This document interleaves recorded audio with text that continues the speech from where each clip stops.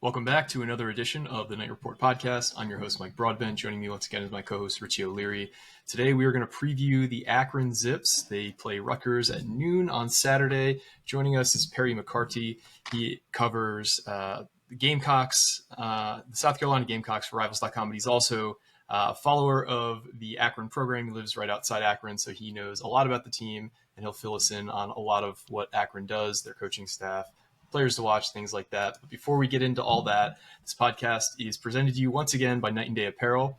Get ready for football and tailgating season with Knight and Day Apparel. Our apparel is designed to keep you comfortable and stylish from the pregame excitement to the final whistle. Whether you're grilling in the park or cheering loudly in the stands, our high-quality gear has you covered with unbeatable comfort and team spirit. Use our promo code Rutgers Rivals to get 10% off your purchase. Score big this season and keep shopping with Knight and Day Apparel.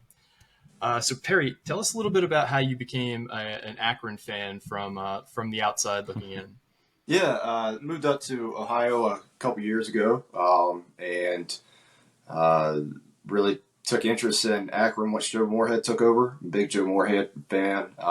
He's had a lot of success at Fordham. Had a 2-year stint at Mississippi State. I believe he's tied for the most wins in 2 years at Mississippi State.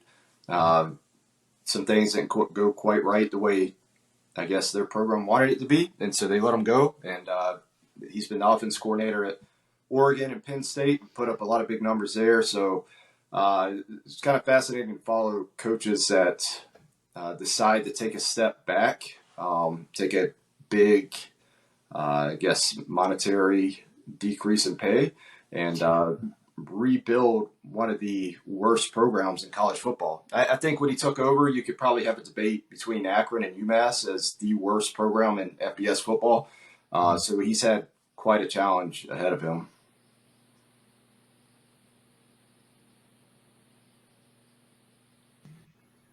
So what makes it so difficult to win at a place like Akron outside of being everybody in the state being in the shadow of Ohio State? Well, number one, they have no NIL money. So, that's not even a pitch that he can put out there. And then trying to convince athletes that they can win at Akron, I think is the biggest challenge. The three big things I always say, for winning programs: culture, coaching, and talent. He didn't have a whole lot of talent when he first took over. The culture was absolutely awful. And he needed to bring in a solid coaching staff. And I think he's got one of the better coaching staffs in the MAC, especially considering their financial restraints at Akron. If you look at the coaches he have on staff, a lot of them have Power 4 experience coaching at that level. Tim Tibesar was the defense coordinator at Oregon State. I believe he was there when Joe Moorhead was the offense coordinator at Oregon. So he's really put a lot of it together. Under some serious constraints. I mean, that's one reason why they took the Ohio State game this year. They had a home and home with Kentucky. Kentucky bought it out, and then they put Ohio State on the schedule, and so they're getting paid twice basically, which they need to. I mean, like I said, the athletics, the program doesn't have a whole lot of money to spend, and so that was a good way of attacking that. Unfortunately, you play a team that you basically have no chance of beating. Yeah, and even more unfortunate is it seems like Ohio State not only beat Akron pretty good on Saturday, but they also might have banged up quite a few players on the Akron roster. I mean, Akron did play them pretty well early on in that game, though. I was surprised to see it was 0 or 7-0 or something like that at the end of the first quarter, and then I checked back in and it was still 7-0. What was Akron doing well early on against Ohio State that was kind of giving Ohio State problems? Yeah, I think part of it was on the offensive side, Ohio State has a lot of new faces and a new offense coordinator. So I think part of it was just getting all that gelling in a game environment, which is obviously different than practice. So once they really got going, I mean, they got cooking. But Akron had a great game plan as far as what they were going to do offensively. A lot of short passes. I guess some people would call gimmick setups by using two different quarterbacks. But there are plenty of plays in there that if you watch it, you would have seen Joe Moorhead run over the years with a lot of success at Oregon, at Fordham, at Penn State. But they just didn't have time to hit anything deep. Anytime there was, the quarterback held the ball longer than 2 seconds, somebody was in his face. And so they were just overwhelmed on the offensive side, but they were able to hold the ball, get some first downs, keep their defense off the field in the first half for the most part. And then on the defensive side, they have a really physical defensive front. Akron does. They've done a great job in the portal and through JUCO with that defensive line and linebackers. The secondary still needs a little bit of work. They lost their two starting safeties last year to Power 4 programs. So now they brought in 2 Power 4 safeties to replace them, but it's going to take time to gel. But because that defensive front is so physical, I think it may have kind of surprised Ohio State a little bit. But Akron just doesn't have the depth to keep up with a team like Ohio State for 4 quarters. I mean, all it takes is, one mishap and off Ohio State goes, So, but they hung in there for half. I mean, I guess you could say they hung in there for half of the third as well, but then the wheels fell off after that. So what can you tell me about Ben Finley? I don't even know if we're going to see him, honestly, but I guess what can you tell me about Ben Finley and Taj Bullock? I know we're a little bit more familiar with Bullock being a Jersey guy and everything, but what can you tell me about those two? Yeah, so Ben Finley, he's played in a number of big games. I believe when he was at NC State, they beat North Carolina in overtime. And if I'm not mistaken, Drake May was the quarterback at that time for North Carolina.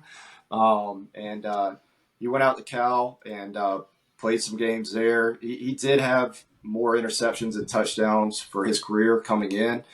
He did throw an interception during that game, but honestly, that was more on the receiver than on Finley. The receiver didn't work back to the ball. He just waited for it to come, hit his hands, and then the defense back just took it away from him. And so that one, but it still counts as an interception, but it really wasn't on Finley. But he has plenty of arm strength. He's pretty accurate. He's very confident running the offense. I saw him in the spring game, and it was clear that he was the top guy at that point. I know Jim Moorhead said it was a quarterback battle, but it was obvious to everyone in the stands that Finley was the top guy.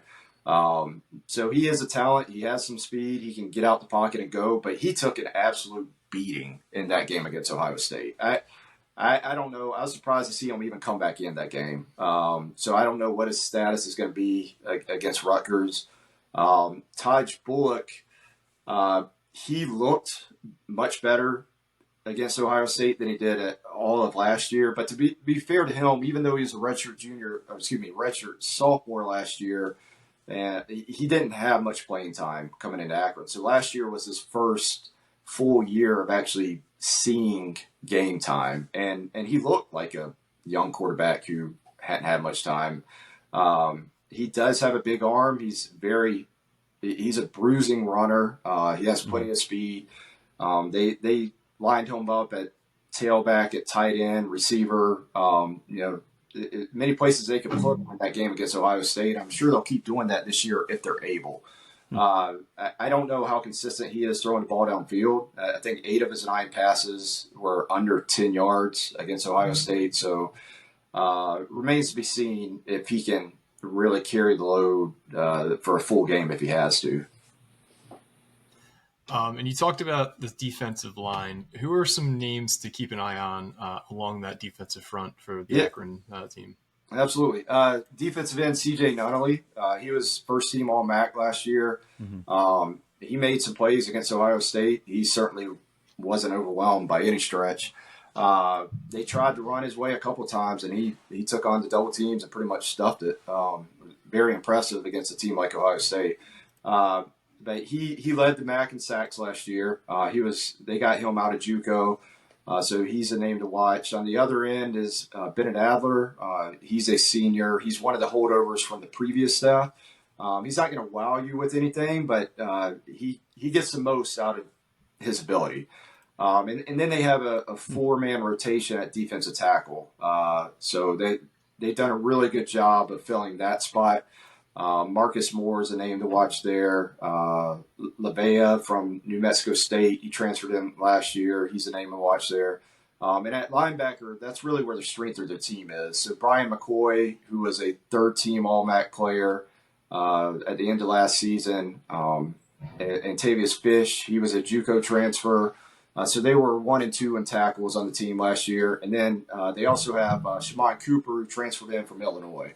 And he's definitely their best blitzing linebacker. He can really get up and go on those blitzes. But so that's the strength of their team right there by far. So that's and like I said, they're obviously not a Big Ten defensive front, but they are very stout as far as G5 standards go. Yeah, I'm really intrigued how they are able to keep guys like Fish, like how do you say it, Nally? CJ Nunnally, yeah, Nunnally. Yeah. But between Fish and him, it's just so interesting. Like no NIL, and you're able to keep like two of the top guys in the MAC. Yeah, I thought they might head out. I was kind of afraid same fears, but they stayed. Fish, I believe, I could be mistaken, but I think Fish originally committed to Mississippi State when Joe Moorhead was down there, went JUCO, and now he's back. So that could have something to do with it, just having that tie. But if I recall correctly, he was at that time Power 5 type of player coming out of high school. But yeah, they've been able to sell these guys on building something there at Akron and keeping them without being able to pay them, which is impressive. So we talked about the defensive line and the quarterback. Let's transition back to offense. When I was kind of looking into Akron in the offseason, it seemed like the weakness of the team based on PFF grades and some other numbers like sacks allowed and rushing yards, things like that, was the offensive line. Yeah. Looking at the grades from the Ohio State game, they don't look great either. Tell us about the offensive line, and would you agree that that's probably the weakest point on the team? Yeah, for sure. They now I think they're better than they were last year, but I don't know that yet. I mean, they were just so overwhelmed against Ohio State. They were probably outside of maybe Kent State, they were probably the worst offensive line in the MAC last year. But as you guys know, and it wasn't too long ago that Rutgers was a turnaround program. That's where the weakness usually is. Whenever you're turning a program around, is that offensive line. And so it is definitely taken them some time. They've gotten some good players in there over the past 3 recruiting cycles now for Joe Moorhead. This 2024 is his third. A lot of those guys have been seniors when they were brought in, and so they're already gone. And so it's been a challenge to get good young guys in there, develop them, which they are doing, and finding the JUCOs and transfers to rebuild that line. But he just didn't have much when he took over on the offensive line when he took over. And they've slowly shown progress, but the quarterback play can help them a lot. Play calling, I think, can help them a lot.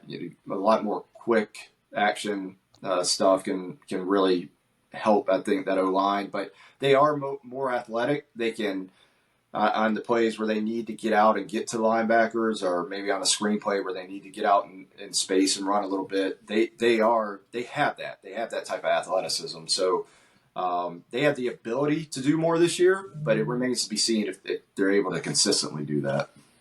And then talk to me a little bit about this run game. It's kind of an interesting running back room because the lone guy they brought back was Kellum, not starting, but Jordan Simmons is coming over from Michigan State, and Rutgers fans are kind of familiar with him. I think back in 2020, right, first game against Michigan State, he put up like 14 for 45. He's pretty solid. I mean, yeah. So last year they had Lorenzo Lingard. He transferred in. If you guys recall, he was a 5-star coming out of high school. I think he went to Miami and then to Florida. He may have blown out both knees at one point, but I know for sure one knee. But he kind of carried the load for him last year. And honestly, I think he was underutilized at that point. When DJ Irons went down, that kind of took away everything they had on offense except for Lingard. And so they really relied on him heavily towards the end of the year. But if you guys recall, when they lost in overtime to Indiana, when he had the ball in his hands, he was pretty dynamic. And so replacing him was a challenge. Like you mentioned, Jordan Simmons coming in from Michigan State. I think he's more than serviceable. He did a nice job with what he had to work with against Ohio State. He's been in those big games, so he's not going to be overwhelmed. Kellum is a redshirt sophomore who has the potential to do well with the ball in his hands, but he was overwhelmed in pass protection. I mean, there was one play where a linebacker came through and just blew him up. He might as well not even been there. But so he has some work to do there, and he'll certainly learn from it. But those two are kind of 1A, 1B, although after last game, Simmons more than likely separated himself, and he will be the main guy going forward, I would think. So if I had to say, just fill in the blank, and this could be an offense and defense, player X made a big play for Akron in this game, who would you say the big playmaker is on offense and defense? Well, I think that Akron's best big play threat actually didn't even get the ball against Ohio State. So Adrian Norton, he's a guy that I'm really high on. I think he has tremendous upside. And what we also haven't talked about is J.D. Brookhart, who was Akron's head coach some years back. Joe Moorhead brought it back into the fold, and he's a wide receivers coach now. So when Joe Moorhead was on staff under Brookhart, they've now kind of flipped roles. But so I think this receiver core is going to be really, really good. They just need a quarterback to get the ball to him. So if Finley's healthy, he'll be able to. But we'll see if Taj Bullock can as well. But Norton is the guy who I would really look out for. He's just a sophomore. In his limited action last year, as the game went on, he got more playing time last year. But he is explosive. He is an Ohio native. He played wide receiver all the way up to a senior year, where his team needed him to play quarterback, and so he played quarterback for him that year. So he's still learning the position, but in the spring game, he was by far and away the best option. So we'll see if they can get him going. Bobby Golden, he looks improved. He had a couple catches against Ohio State, a couple where he got the turn, made a guy miss, and picked up some yards after catch. So they have some guys. Israel Polk transferred in from Pittsburgh. There's some guys there that could do some damage if they have the opportunity to. So that's what I would look for on offense. On defense, it's those linebackers. I mean, they will come up and they will absolutely hit. Again, Fish, McCoy, and Cooper. And then that defensive line up front, they do a nice job as well. So we already spoke about C.J. Nunnally. But those are the guys to really look out for. The one thing I want to see is if the secondary can make some improvement from last game. The safeties, they came down, and there are times where either they just whiffed on the tackle or just ran right by the guy.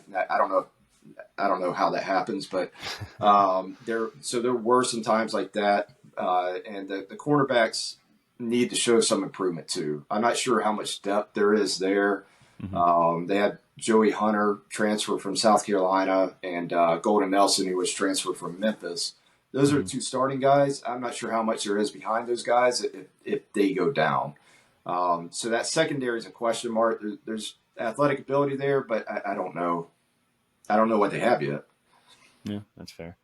Overall, this team, I know you keep talking about Joe Moorhead and his experience and everything. Do you feel like he is kind of leaning it in the right direction? I know it's back-to-back 2-win seasons. It's Akron. Yeah. It's hard to win. You said no NIL. Yeah, so I absolutely think he's headed in the right direction. If you look back over the past 2 seasons, they've lost 10 games by 1 score. I don't know if there's been any other team in college football during that span that have lost 10 games by a single score. So he's got them knocking on the door. And I think 3, maybe 4 of those games were in overtime. So they're right there. He's got them headed in the right direction. I thought last year they had a good chance to win some games and maybe even get to bowl eligible. But when DJ Irons went down, that kind of wiped that whole notion out. They didn't have what they needed at the backup quarterback spot. The passing game just struggled the rest of the year, all through MAC play. But I think Ben Finley can carry that this year. And as far as these games go, they're just looking to get better. I don't think anybody in that program fancies that they're going to go into Rutgers and win this game. But they want to see improvement from last week to this week. And I think the general fan base would be happy with that, and what makes it even more difficult is they have South Carolina in 2 weeks. So this first Oh, geez. 3 out of the first 4 games are just, I mean, they're crazy. body bag games for a program like that. So the biggest thing is just be competitive and try to come out healthy. Yeah, those are 3 really brutal games, but as you said, they probably, are going to help fund the entire program off those 3 games for the next year. So this game opened up with Rutgers as 26.5-point favorites. The line's actually gotten bet down to 23.5. With all that in mind, Bill Connolly does the SP Plus metric on ESPN. He's got this game as like a 32.5-point spread per his metric. How do you see this game playing out when Rutgers and Akron take the field on Saturday? So that's a good question. I think the hardest games to predict are in week 1 and week 2. Because week 1, you never, especially with the transfer portal, you don't know. Nobody really knows exactly what they have. They're still figuring out. And then the old adage, which is true, you make the biggest improvement from week 1 to week 2. Some teams improve more than other teams. So I don't even know what to think of it, to be quite honest. And plus, is Rutgers taking this game seriously? Are they locked in? I don't know. How does that go? Are they going to take care of the football? The only way I see Akron really keeping it close is if they get some help. If Rutgers, just gets sloppy with the ball somehow, and Akron plays about as well as they can play and stay sharp. So because of that, I don't know how much improvement. I don't know if Ben Finley's going to play. I'm sure he's practicing this week, but if he gets a couple shots early, that changes the whole dynamic of the game right there. So he definitely has enough ability to get that offense going if he has time. But the question is, will he? So I know Akron still wants to build more depth. And so if the game is maybe a 3-touchdown game by the time, the end of the third quarter or something near there, I think you'll see a lot of backups come in from Akron, with the understanding that, okay, this game's out of reach, but let's get our young guys playing time that desperately need it that are going to help us during MAC play. So we've seen that before in the past under Joe Moorhead, trying to get his guys to compete as best they can, but also being realistic and understanding what can help the program best at that time as well. So I guess basically with that being said, where do you kind of see this final score kind of heading up? I know it's a weird line, weird over-under. I think it's 41.5 right now. Mm-hmm. I don't know, maybe something like 38-17, maybe something like that. Okay. But again, that's with if is Finley healthy? Is how does the offensive line look too? So they went through 3 centers against Ohio State. So who's going to be playing there? I don't know. Yeah. So there are a lot of caveats to that. But I think Akron can do some things. Joe Moorhead's such an amazing play caller. He turned the play calling duties over to his offense coordinator last year. That offense coordinator is no longer on staff. He's an analyst somewhere. But Joe Moorhead's taken it over, and he does he's one of the best when calling plays. So he picks up quickly where those openings are. Now, what I am interested to see is with the tablets on the sideline, because there's so many great coaches out there, they can quickly adjust too. So how much advantage Joe Moorhead now has with the tablet situation, I don't know. But in the past, he's been able to pick up weaknesses and make sure his team plays to their strength. And again, I would expect Akron to score a touchdown or 2. But that's only if they're fully healthy. Yeah, I'm kind of thinking the score will be along those lines. Something like 37-10 sounds about right. Where, I could see it being close early. Like Rutgers didn't really open its playbook up much last week. They had I think they had 3 deep shots dialed up, Shiano said in his presser, and 2 of them got blown up for various reasons in the third. It was, the check down was wide open. So I think we'll see a bit more of the Rutgers playbook. You talked about, is Rutgers taking this seriously? If they get sloppy, Shiano is pretty good about, if anybody's been to a Rutgers practice, he has a guy with, it's like his hype man with an air horn constantly saying the ball's the program, the ball's the program, the ball's the program. That's all you hear. Yeah. And they always talk about the season being, a series of 12 one-game seasons. So I do think they're taking Akron seriously. Mm-hmm. Now, does that mean a few players could just be reading press clippings and things like that? Sure. But I think the team as a whole is taking Akron very seriously. Rich, what do you think score-wise? I think that's probably pretty close. I'm going to say like 30-7 around there. I do think they'll cover that spread. I think it's 23.5 now. Your score prediction would not cover the spread for what it's worth. No, my math is wrong, actually. Holy hell. Yeah, you're right.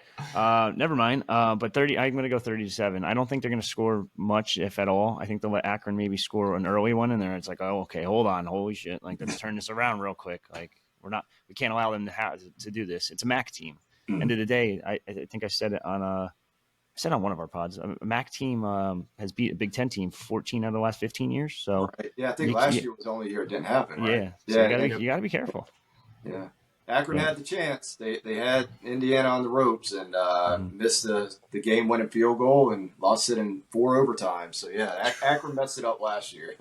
Yeah, so got to be careful. But I'm going to go with 30-7. I think it's going to be very one-sided. They're going to run the ball as much as they want, as often as they want, honestly, and just get out of there healthy. Before we let you go, Perry, I have kind of a side note tangent. Did South Carolina know this kid Dylan Stewart was going to be this good? Obviously, he's a 5-star, but I think I was listening to the PFF college show, and they said that no freshman has ever had a week 1 debut with a higher grade than what Dylan Stewart did last week against ODU. So tell us a little bit about how insane this kid is. Yeah, so there obviously been, with him being a 5-star, I think the last 5-star defensive end South Carolina's had was Clowney. So there were some natural comparisons there. The difference is, and I don't want to take anything away from Clowney. I mean, he is, a once-in-a-generation athlete. But Dylan Stewart he doesn't say much. He's very quiet. He just gets to work. And during the high school All-American game that week, he started off slow, and then by the end, he was dominant. And then in the game, it was the same thing. He started off slow. By the end, he was, just wrecking shop. And so I kind of expected on the same thing to happen in this game, but they didn't start him. But once he came in, I mean, he's unblockable. He was just. We haven't seen anything like that in a long time. And there's no reason to think he will slow down. I mean, obviously teams are going to start sliding more protection against him, but he's so good and has such a hunger to be better that I think as the competition increases, he's just going to rise right with it. And, South Carolina has a handful of really good players, especially on the defensive side of the ball. But Stewart is... I mean, it was just wow. I don't know if anybody could have predicted that type of performance. I think it had like a 97 or something by PFF. I mean, he was just unstoppable that game. Yeah, I'm seeing 95.1, but these grades, it's weird because you check one day and it's one grade, and you check the next and they've had an adjustment made. So yeah, 95.1 looks to be the final grade from week 1, which is absolutely absurd. Yeah. But Perry, thanks for joining us. Tell us about where we could find you on social media and find your work. Yeah, I don't post as much as I should, but for those recruits out there that, if nobody's updated your rival profile, feel free to reach out to me. It's it's Coach McCarty. I'm happy to help any way I can, regardless if you're being recruited by South Carolina. So reach out if you feel you haven't gotten the attention you need, and be happy to make your profile if need be as well. But that's where you can find me. Hop on over to those of you that paying a little bit extra to see the other sites. Hop on over to Gamecock Scoop. Check out what we got going on there. We have a lot of good stuff there, I feel. And so I think the Rivals has, in general, done a good job of stepping up their game here in the past couple of years. So if you're not a subscriber, do it. It'll be worth your time. Clearly, you guys do great work over there with Rutgers. So those of you listening, if you're not a subscriber, take your time and do it. I think you'll be pleased. Dude, anyone that plugs our site after we were asking you for a plug, hey, I'll take it, man. Like, Absolutely, and couldn't agree more. Rivals as a network has really stepped up their game, and arguably the most competitive, market right now for recruiting sites. I don't think it's ever been crazier than it is currently, and Rivals really continues to elevate its game. Yeah. I want to thank you for joining us, Perry. Thanks everybody at home for listening. For me and Richie, this has been another edition of the Knight Report podcast. Signing off.